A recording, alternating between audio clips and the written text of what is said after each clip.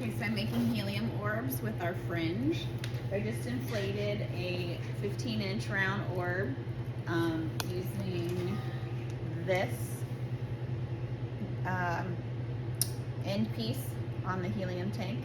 It slides right into the nozzle and you blow it up.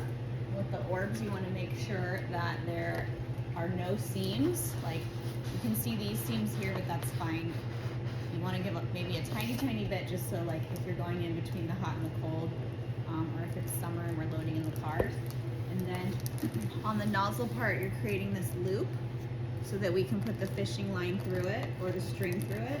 And to do that, I've just taken a glue dot, the square glue dots,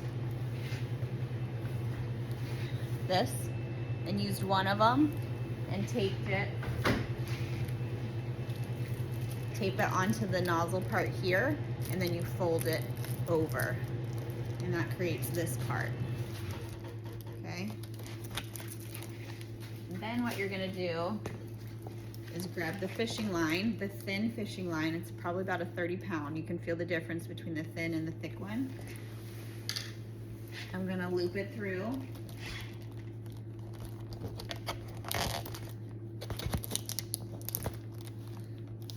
Give yourself enough that you have enough to tie off with, okay? So we're gonna knot it 3 times. 1, 2, 3. Okay. So then get your scissors.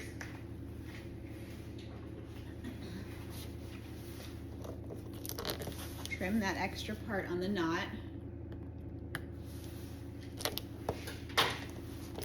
And then the heights will vary accordingly. I would say a 6-foot height is a good place to start, and then we can kind of go from there. We might even stagger these to be like 4, 5, and 6. Just depends on how many we're doing in the event. For this one particular today, I know they're going against a wall, so I'm probably gonna start with like a 6-foot length. And we can measure it out along our tape, our measure tape on the floor. Making sure you give yourself enough space to tie off to the water weight. So our water weights should already be pre-done. We're gonna be double stuffed of the cheapo balloons, usually in black or white, and then it has the nozzle on it. You wanna make sure that you're tying your fishing line knot around the neck and not just this part in case it like slipped off, or in case we needed to cut this so it was cleaner looking. And then you're just gonna tie it to this at the bottom, and then I'll show you how to do the Fringe in part 2.